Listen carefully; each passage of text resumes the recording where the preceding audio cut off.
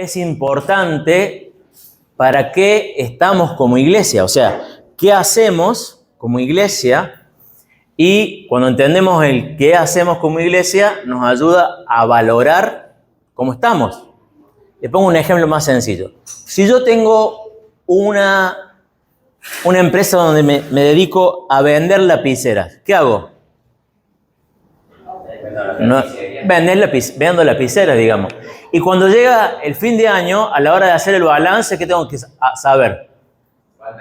¿Cuántas lapiceras vendí? ¿Tá? A ver, eso es muy práctico porque me ayuda a que cuando yo voy de negocio en negocio, no me distraiga charlando con el tipo de la despensa o del kiosco. Y no me sirve que cada vez que voy me como un pebete y gasto más en pebete y Coca-Cola que vendiendo lapicera, porque mi negocio ¿cuál es? Es vender lapicera. De la misma forma, la iglesia debe tener claro cuál es su propósito. Bien, y eso es lo que vamos a ver. Lástima que no se ve. Apagarlo un segundo como para que lo vean, porque la verdad que estuvo muy buena esa portada de Ezequiel. Miren. Sí, bueno, después lo pueden ver en las redes sociales y de paso lo comparten. Hermosa la imagen de Jesús, ¿no? Con sus discípulos. Y lo que vamos a ver es la necesidad y la importancia de que la iglesia tenga un propósito. Pero antes que todo, quiero introducirles con un escenario hipotético. Imagínense que se forma una comisión en esta iglesia y nos juntamos a evaluar cómo fue el año y nos ponemos a pensar cómo va a ser el año que viene. ¿Está? De repente, en esta reunión se para Juan Tradición y tiene la pequeña sugerencia, dice, hermanos, lo que necesitamos es cantar más himnos. Esta iglesia está muy floja de himnos. Después viene el hermano novedoso y dice, no, ¿saben qué? En esta iglesia lo tenemos que apagar las luces, comprar un par de... ¿Vieron esas bolas que se ponen en los boliches? Apagar todo y en vez de cantar canciones de adoración, cantemos lo que está de moda, el reggaetón. ¿Bien? Todos los hermanos abren los ojos. Después viene otro hermano que es el hermano contemporáneo y dice, no, acá tenemos que estar a la moda. Tenemos que agarrar el cañón, ya está, no es la moda. Tenemos que comprar 2 televisores LED de 75 pulgadas y que apenas el pastor o el líder de la alabanza diga algo, salga ahí, ¿no? Después viene un hermano que es el hermano José Austero, ¿no? Puse José. Que dice, hermano, no importa, haga lo que haga, tengan en cuenta que el presupuesto de la iglesia es tal. Bien, es más racional, dice el Eduardo. Y después viene un hermano que es Juan, el que tiene el carácter fuerte, y dice, ¿saben qué? Vamos a hacer esto y los convence a todos. ¿Está? Bueno, esta ilustración nos ayuda a entender que a veces la iglesia es guiada o por la tradición, o por querer estar a la moda, o por el presupuesto, o por las personalidades fuertes de los pastores. ¿Bien?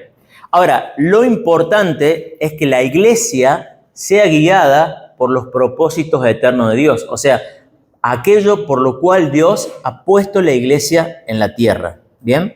Así que esta mañana vamos a ver, esto lo vamos a estar viendo los próximos 5 domingos, en realidad y 5 más. Y ahora vamos a ver primeramente por qué es importante tener en claro cuál es el propósito de la iglesia. Bien, la primera razón por la cual es importante tener en claro cuál es el propósito de la iglesia es porque tenemos la necesidad de enfocarnos. Invito a abrir su Biblia, Filipenses capítulo 3, versículo 13. Vamos a buscar 2 pasajes. Filipenses capítulo 3, versículo 13.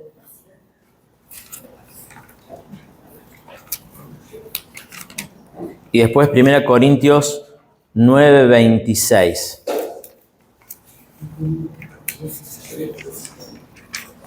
Filipenses 3, 13.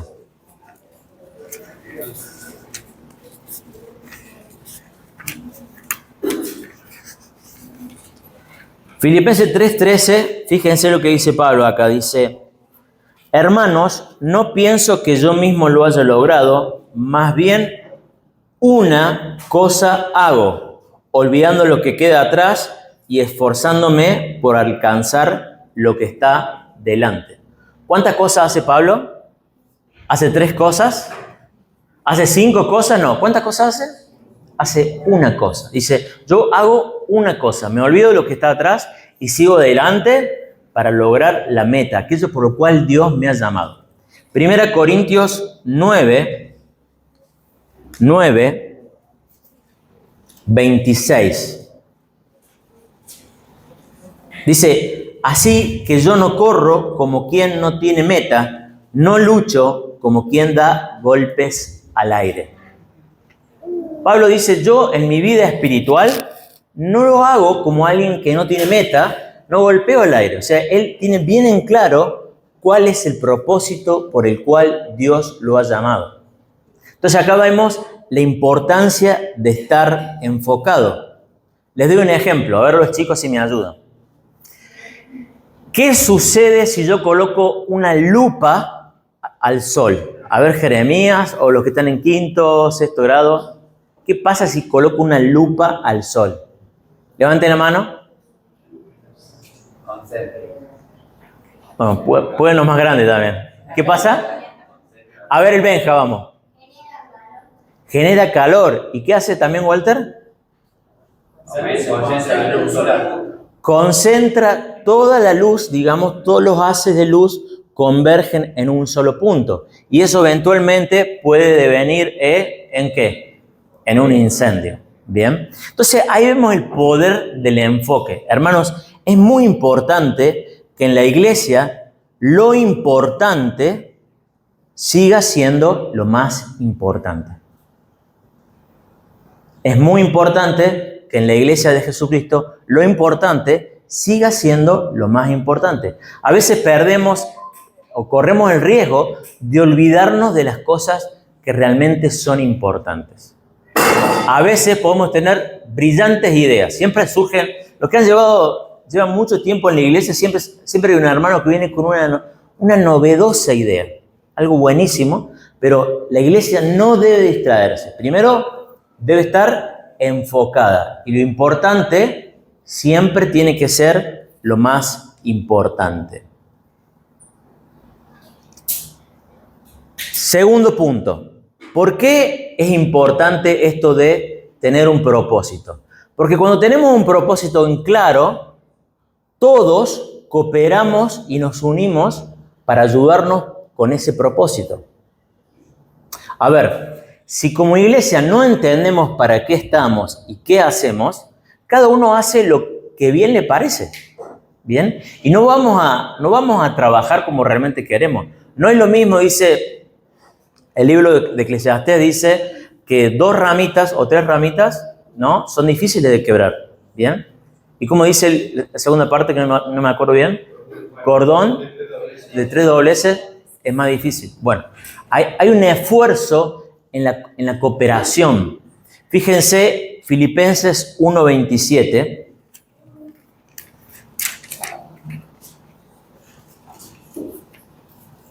Filipenses 1:27, leo en la NBI.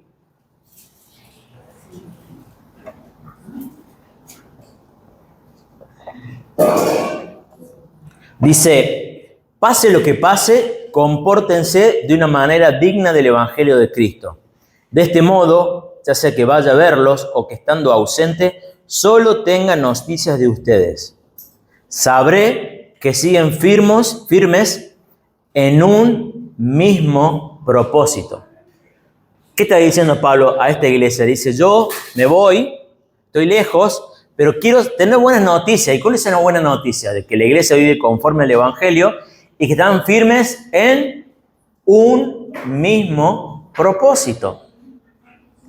La importancia de que la iglesia esté enfocada y todos cooperemos y trabajemos con el mismo propósito en mente. Ahora, esto es muy importante, ¿por qué? Porque siempre van a haber buenas ideas. A lo largo de la iglesia, de la historia de la iglesia, siempre hay alguien que viene con una buena idea. Por ejemplo, Quizás alguno de ustedes diga, mira, la iglesia tiene que tener un rol profético en esta generación. Vivimos en un momento donde la gran amenaza es el globalismo, la Agenda 2030, el movimiento LGTBQT,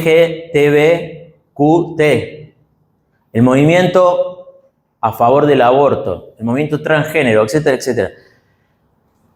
¿Está bien que entendamos el peligro de este movimiento?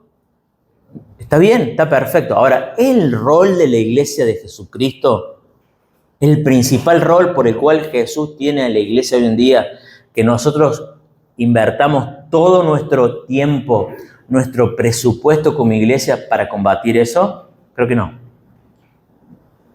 Quizás alguno de nosotros, como individuos, en nuestro llamado, quizás como abogado, como médico, quizás incluso como político, podés involucrarte, pero no es el llamado principal por la cual Jesús puso a la iglesia en la tierra. Por eso es importante que la iglesia esté enfocada en el propósito y que todos cooperemos según el propósito de Dios para la iglesia. Tercera razón por la cual es importante tener en claro cuál es el propósito, porque nos ayuda a evaluar cómo estamos. Así como di el ejemplo, a ver, si yo vendo lapiceras, tengo bien claro, vendo lapiceras y llega fin de mes y vendí 2 lapiceras, ¿cómo me fue? Me fue muy mal, ¿está? Ahora, ¿cómo evaluamos a una iglesia? ¿Cómo nos fue este año? A ver, ¿qué hacemos? ¿Contamos la cantidad de gente? Es relativo, porque por ejemplo la Mona Jiménez llena estadios, digamos, el número no siempre no es representativo de que la iglesia ande bien. ¿Es así o no es así? Conozco iglesias que son muy grandes, que no son iglesias saludables, y conozco iglesias muy chicas que sí son saludables. ¿Bien? Entonces el número no es un factor determinante. ¿Cómo evaluamos la iglesia? ¿Cuántos programas tenemos? Una iglesia que tiene un programa para jóvenes, para preadolescentes, para niños, para solteros, para gente de tercera edad, ¿es una iglesia saludable? No necesariamente. Puede ser una iglesia llena de actividades, donde la gente está muerta porque está recansada, ¿me entendés? Y no es una iglesia saludable. La mejor forma de evaluar a una iglesia es si estamos haciendo lo que Dios quiere. ¿Está? Ahora, ¿qué es lo que Dios quiere que la iglesia haga? ¿Cuáles son los propósitos? Es lo que vamos a ver ahora. Vamos a Hechos capítulo 2.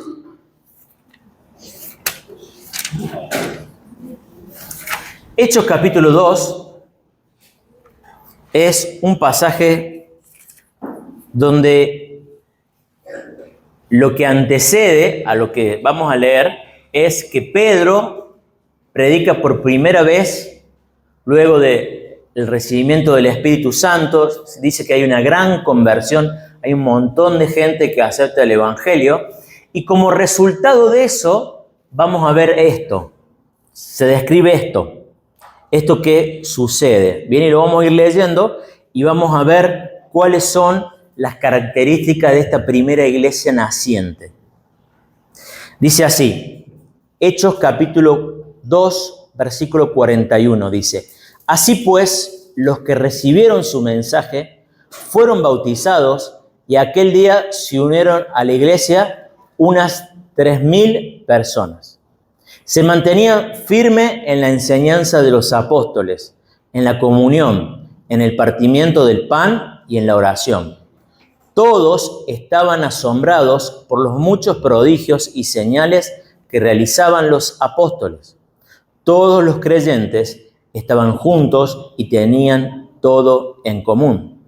Vendían sus propiedades y posesiones y compartían sus bienes entre sí según la necesidad de cada uno. No dejaban de reunirse en el templo ni un solo día. De casa en casa partían el pan y compartían la comida con alegría y generosidad, alabando a Dios y disfrutando de la estimación general del pueblo. Y cada día el Señor añadía al grupo los que iban siendo salvos. Acá en este pasaje encontramos en esta iglesia primitiva los 5 propósitos de la iglesia. Que no solamente lo encontramos en este pasaje, sino que los próximos domingos lo vamos a ir viendo en otros textos. Estos 5 propósitos, y me gustaría que a lo largo de toda esta serie podamos todos repetirlo, pero así, rápido. Estos propósitos son: la iglesia de Jesucristo existe para adorar a Dios, la adoración. Existe para evangelizar. ¿Qué es evangelizar? Compartir el evangelio. Existe para discipular. ¿Qué es discipular? Enseñarle a otros todo lo que Jesús nos enseñó. La iglesia de Jesucristo existe para tener comunión. Dios no nos ha llamado como llaneros solitarios. Dios nos ha introducido en un cuerpo. ¿Bien? Y último, la iglesia de Jesucristo existe para servicio. Una de las cosas que me encanta, hay un autor que se llama Bonhoeffer, que sé que no lo pronuncié bien, pero bueno, después me pueden ayudar. Bonhoeffer dice lo siguiente, dice: la iglesia de Jesucristo es la única institución en la tierra que existe para el bienestar de aquellos que no pertenecen a ella. ¿Me siguen? A ver, por ejemplo, el club armenio, ¿bien? ¿Existe para beneficio de quién? De los armenios. Esta iglesia existe para el beneficio de los que no se congregan aquí. Nosotros como iglesia hemos sido llamados a amar a la comunidad, a la ciudad en que vivimos. Ahora, quiero mostrarles de dónde salen estos principios en este pasaje. ¿Bien? ¿De dónde es que sale el concepto de adoración, evangelismo, discipulado, comunión y servicio? Adoración. Fíjense, dice en el versículo 47, dice: la iglesia estaba alabando a Dios y disfrutando de la estimación general del pueblo. ¿Qué hacía la iglesia? Dice que se juntaban todos los días en el templo y por las casas y alababan a Dios. No me quiero extender, pero alabar a Dios es el propósito por el cual cada uno de nosotros existe. La alabanza, y no es, cuando hablamos de alabanza no hablamos solamente de este momento de canto. La alabanza es el motor de la iglesia. Cuando nosotros como iglesia no adoramos a Dios y Dios no es lo más importante, y nos falta el fuego. Nos falta el fuego. Segundo punto, hablamos de la importancia de la evangelización. Fíjense, la última parte del versículo dice: y el Señor añadía al grupo los que iban siendo salvos. ¿Tá? Ahora, en este pasaje que hemos leído acá, en ningún momento dice que estaban evangelizando. Pero en el contexto, Pedro, ¿qué había hecho? Había evangelizado, acababa de evangelizar. Entonces, si aquí vemos que se añadían personas, era porque la iglesia, ¿qué hacía? Evangelizaba. Si leemos todo el libro de Hechos, de hecho lo hemos venido estudiando, vemos que era parte de la naturaleza del ADN de la iglesia hablar de Jesús. A ver, alguien que ama a Jesús, que para él es lo más importante, naturalmente, ¿qué le hace? ¿Qué le sale? Hablar de él. ¿Tá? Es como cuando conociste a tu señora, ¿bien? ¿Y qué hacías? Al principio estabas débil hablando de tu novia, ¿viste? Ya tus amigos los cansaste, los hartaste. Bueno, eso sucede cuando uno está enamorado de Dios, adora a Dios, empieza a evangelizar, a contar. Ahora, hablamos de la adoración, hablamos del evangelismo y también tenemos que hablar del discipulado. Dice, fíjense el versículo 42, dice: se mantenía firme en la enseñanza de los apóstoles. Esta iglesia tenía un fundamento, tenía profundidad. ¿Qué es la enseñanza de los apóstoles para nosotros hoy en día? La Biblia, ¿está? La enseñanza de los apóstoles está acá. Bien. La iglesia, nos juntamos los domingos a adorar, compartimos el evangelio, pero también crecemos en la palabra. Punto 4. La iglesia adora evangeliza, discipula, crece en la palabra, pero también hay compañerismo. No lo voy a citar, pero dice que la iglesia compartían todo, tenían todo en común. Se juntaban todos los días en la casa de aquel, en la casa de este, ¿bien? Había una koinonía, es la palabra ahí en griego, una comunión, un deseo de estar con el otro. No sé si le ha pasado alguna vez.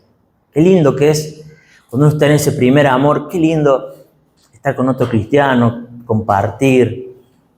No sé si le ha pasado a veces en los ambientes laborales que son re densos, ¿viste?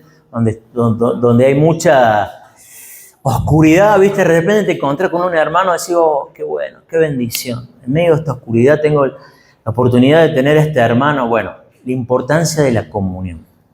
Ahora, cuando el último punto hablamos de la adoración, evangelismo, discipulado, compañerismo, comunión. El último punto es el servicio. Bien, la iglesia de Jesús, en este momento, acá se nos dice que la iglesia, los apóstoles, hacían muchos prodigios y señales. La iglesia era una institución que estaba para bendecir a la gente de allí. A lo largo de la historia, déjeme decirle, si hay una institución que ha sido de bendición en el mundo, es la religión cristiana. Los primeros orfanatos, los primeros hospitales fueron fundados por cristianos. Una de las cosas que más les llamó atención a los romanos es que cuando estaba la peste, la plaga, los romanos dejaban a los familiares, chao, fuera. Los cristianos, ¿qué hacían? Se quedaban allí y cuidaban a sus enfermos. ¿Bien? El cristianismo, entendemos que el ADN es servir a los demás. Jesús dijo, el primer mandamiento, ¿cuál es? Con todo nuestro ser. ¿Y el segundo? Amar al prójimo. O sea, la iglesia existe para eso. Existimos para adorar a Dios, para contar a otros de Jesús, para aprender más de Jesús, para estar juntos y para poder servir al prójimo. Esos son los propósitos de la iglesia. Ahora, ¿cómo es que funciona esto? Con este es el último punto y acá termino. Es importantísimo que todos estos propósitos estén equilibrados en una iglesia. ¿Qué pasa? Hay acá algunos que cocinan muy bien en nuestra iglesia, que son nuevos, que no lo voy a nombrar, pero cuando vos cocinas bien es porque pones cada ingrediente en su justa medida. ¿Está? Algunos que quizás no cocinamos bien, metemos la pata. Bien, le ponemos demasiada sal o demasiada pimienta. Bien. Todo debe estar en su justo equilibrio. Otro ejemplo, el cuerpo humano, ¿no? Nosotros, digamos, tenemos 9 sistemas. Sistema digestivo, sistema circulatorio. Bueno, todo tiene que estar en equilibrio. Si tenemos un sistema digestivo demasiado grande, bueno, hay algún problema ahí. Y así, ¿está? Eso se llama equilibrio. Lamentablemente, las iglesias a lo largo de la historia se han ido desequilibrando para alguno de estos propósitos. ¿Bien? Y escúcheme atentamente. Por ejemplo, hay iglesias donde el énfasis en la adoración es tan grande que opaca a los demás. Les doy un ejemplo a ver si quizás algunos que tienen un poco más de años me van a entender. En la década del 90 vino el movimiento de alabanza y adoración de Marcos Witt. No sé si algunos viejitos se acuerdan. Bueno, fue muy bueno. Fue bueno porque restauró la iglesia. El momento de alabanza, antes yo me acuerdo cuando era chico, era bueno, vamos calentando hasta que llegue el momento de la predicación. No, este movimiento nos ayudó a entender la importancia de la alabanza, ¿está? Pero ¿qué pasó? Llegó un punto donde se desequilibró, ¿no? ¿Y qué pasó? La mayoría de los jóvenes, ¿qué querían hacer? Querían ser músicos, ¿está? Ya nadie quería ir a estudiar la Biblia, ¿está? Todos querían ser músicos, ¿bien? Y la iglesia se pasó de ser de un lugar, digamos, para ir a escuchar la palabra o para compartir, pasó a ser un lugar para tener una experiencia, un lugar para sentir la presencia de Dios. ¿Tá? Y los cultos empezaron a tener 2 horas de alabanza y 15 minutos de un sermón. A ver, no estoy hablando mal de la importancia de la adoración, es importante, pero cuando es lo más importante en un culto, llega un momento donde el énfasis está desequilibrado. Segundo ejemplo, cuando una iglesia hace demasiado hincapié en el discipulado, ¿sabe en qué se termina convirtiendo la iglesia? En una escuela, donde todo lo que hacemos es estudiar. Bien, el lunes estudiamos el libro de Génesis. El martes las mujeres estudian, a ver, ayúdenme con algún libro para mujeres. Las mentiras que las mujeres creen. Así, libro de... Los miércoles los jóvenes estudian ¿con quién me casaré? Lo lidera Mateo. Vamos todavía. Los días jueves, y así. Todo es estudio. ¿Me entendés? Todo es estudio. Claro, si vos, lo tuyo no es leer, en esa iglesia no hay lugar para vos. No sé si me siguen. ¿Está? Hay iglesias donde todo se trata de testificar. ¿Bien? ¿A quién testificaste esta semana, Amelie? No hace falta que me responda. ¿Está? ¿A cuántas personas testificaste? ¿A cuántas personas le has compartido el evangelio? A ver, no estoy hablando en contra de compartir el evangelio, pero todo se mide por la cantidad de decisiones que hubo por Cristo. A ver, ¿cuántas decisiones tuvimos el domingo pasado? ¿Está mal eso? No, no está mal. Pero cuando el hincapié es todo en eso, se produce un desequilibrio en la iglesia. ¿Qué pasa con el compañerismo? Está buenísimo la comunidad, que seamos amigos en la iglesia, ¿está? Pero si lo único que hacemos es juntarnos a comer asado, hermano, y nos olvidamos del evangelio, y no evangelizamos, y no compartimos, y no oramos, nos transformamos en un club social. O sea, lo hacemos igual que el club armenio. No sé si me siguen. ¿Está?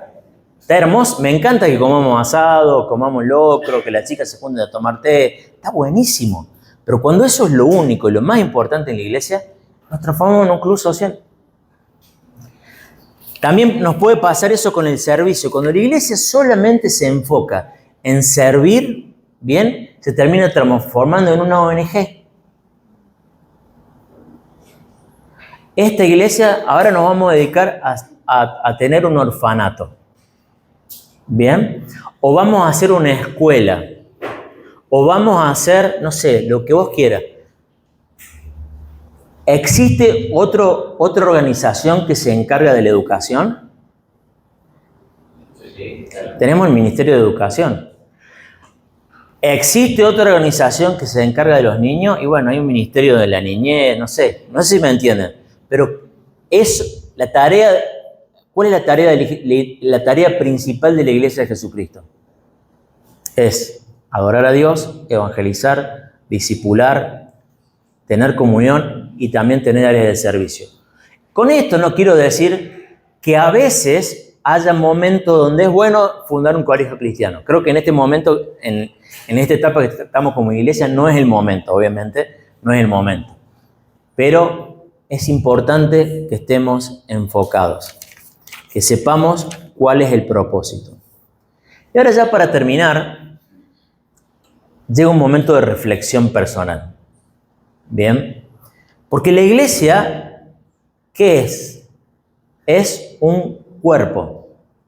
Y este cuerpo está compuesto por diferentes células. ¿Y quiénes son las células? Es Walter, es Manuel, es Sebastián, es Diego, es Vanessa, es Lucas, Natalia. Si yo no vivo para adorar a Dios, no estoy compartiendo el evangelio, no estoy creciendo en mi conocimiento de Dios, no estoy creciendo en compañerismo, ni en servicio, ¿cómo va a ser la iglesia? Por más que hagamos todos los domingos un recordatorio, diferentes talleres acerca de adoración, evangelismo, discipulado, comunión y servicio, y nos perforemos la oreja con los 5 propósitos, ¿cómo va a ser la iglesia? Entonces, hermanos, esto es lo que yo les dejo para que ustedes reflexionen. Nuestra iglesia necesita enfocarse en el propósito por el cual Dios nos ha llamado. Pero eso depende del ejercicio de los dones de cada uno de ustedes.